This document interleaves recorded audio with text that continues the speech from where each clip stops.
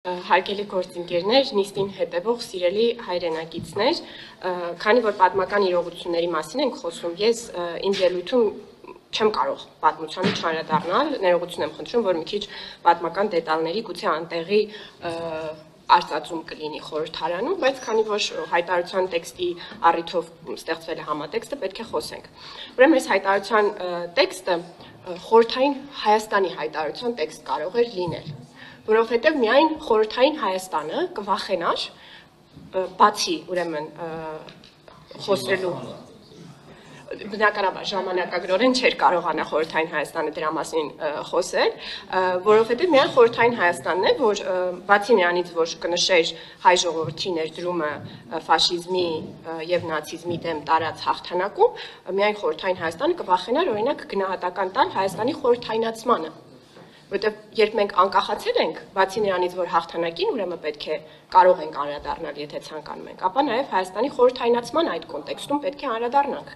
Չենք կարող չանդրադառնալ եւ գնահատական չհնչեցնել սովետական բռնաճնշումներին։ Խորհրդային Հայաստանը օրինակ կվախենար խորհրդային բռնաճնշումներին գնահատական հնչեցնել։ Անկախ Հայաստանը պետք է չվախենա։ Մանավանդ, որ ինչպես նշեցի, այստեղ փոխկապակցված հարցեր կան։ Հասկանում եք, որ Մարշալ Խամփերյանցի ճակատագիրը շատ խոսուն է այս իմաստով։ Նա եղել է Կարմիր բանակի զինվոր, շատ երիտասարդ տարիքում, ծառայել է խորհրդային միությանը տասնամյակներ շարունակ։ Այնուհետև դարձել է այդ 4 մարշալներից հայազգի մեկը։ Պատերազմից հետո 5 մարշալներից մեկը։ Պատերազմից հետո, երբ մեկնել է ուրեմն արևելյան ռազմաճակատ, հիմա էլ Ճապոնիայի դեմ պատերազմելու, Բերյան անձամբ նրա հետևից մարդ է ուղարկել, նրան վերադարձրել են Մոսկվա, մեղադրել են ինքնությունը թաքցնելու մեջ, քանի որ Խուդյակով ազգանունով էր հանդես գալիս, հռչակել են ժողովրդի թշնամի եւ գնդակահարել են։ Եթե ուրեմն այս հայտարարության տեքստում կարող եք դուրս գալ համատեքստից եւ անդրադառնալ տարիներ անց տեղի ունեցած արդեն անկախ Հայաստանի Լեռնային Ղարաբաղի համատեքստին, ապա այդ համատեքստը չեք կարող բաց թողնել։ Մենակ խորհրդային Հայաստանը կարող էր դա փորձել չնկատել, միայն անդրադառնալ ուրեմն այս բան։ Դա մի օրինակ եմ բերում։ Հասկանում եք, որ խորհրդային բռնաճնշումների բերումով շուրջ 20,000 մարդ աքսորվել է կամ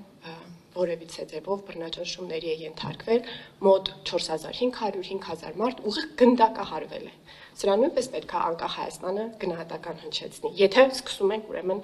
խոսել դրա մասին։ Եվ ինչն է ուրեմն պատմական առանձնահատկությունը սրա։ Այստեղ դուք իհարկե խոսում եք, որ հայ ժողովուրդը նաև Սփյուռքի միջոցով է մասնակցություն ունեցել, բայց պետք է նկատեք, որ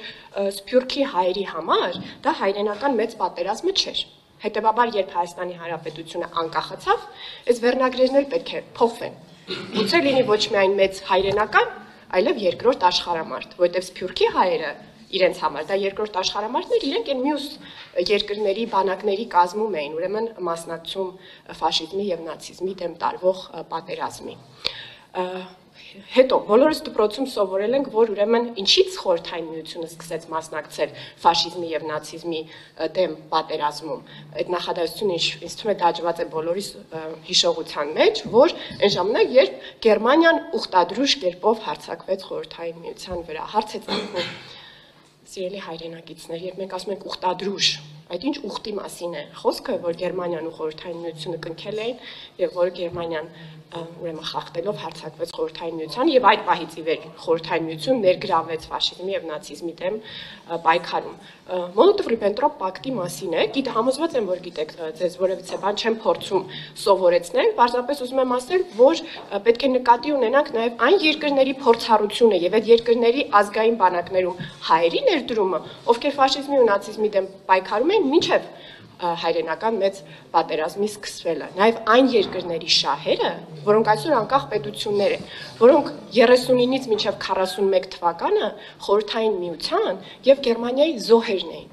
Լեհաստանը, Մերձբալթյան երկրները, այսինքն մինչև խորհրդային միության ներգրավումը ֆաշիզմի եւ նացիզմի դեմ պայքարում, խորհրդային միության եւ Գերմանիայի միջև կնքված այդ պակտի շնորհիվ, այդ երկու երկրները բաժանել էին Արևելյան Եվրոպան։ Դրա պատճառով է, որ մերձբալթյան երկրները, որոնք խորհրդային միությանը միացել են միայն այդ թվականներին, Խորհրդային Միությունը ապրում են որպես օկուպացիա։ Իրենք չեն խոսում, օրինակ, Լիտվայի կամ Էստոնիայի խորհրդայնացման մասին, ինչպես մենք ենք Հայաստանում խոսում, թե լրիվ առանձին հարց է։ Մենք ինչ գնահատական ենք տալիս այդ թուրք-բոլշևիկյան դաշինքին, որը խորհրդայնացրեց Հայաստանը եւ որի մասին իմ հարցերին դաշնակցությունը այդպես էլ չի պատասխանում։ Լեհաստանի փորձառությունը, որը նույնպես կիսեցին նացիստական Գերմանիան եւ Խորհրդային Միությունը, մինչեւ այդ 41 թվականը նացիզմի եւ ֆաշիզմի դեմ պայքար էր ընթանում։ Մենք չենք կարող դրանց եւս գնահատական, այսինքն Խորհրդային Միությունը մտադրություն չուներ այդ պայքարին մասնակցելու, ընդհակառակը մաս էր կազմում, որովհետեւ Լեհաստանը, Մերձբալթյան երկրները զոհ գնացին այդ կռվին եւ դրա բերումով է, որ այդ երկրները շատ ծանր են տանում այդ պատմությունը։ Հիմա երբ որ անկախ Հայաստանն է խոսում, անկախ Հայաստանը չի կարող չնկատել այդ պատմական համատեքստը, եթե իր շահերի մասին է հոգ տանում, ոչ թե խորհրդային Հայաստանի ձայնով խոսում։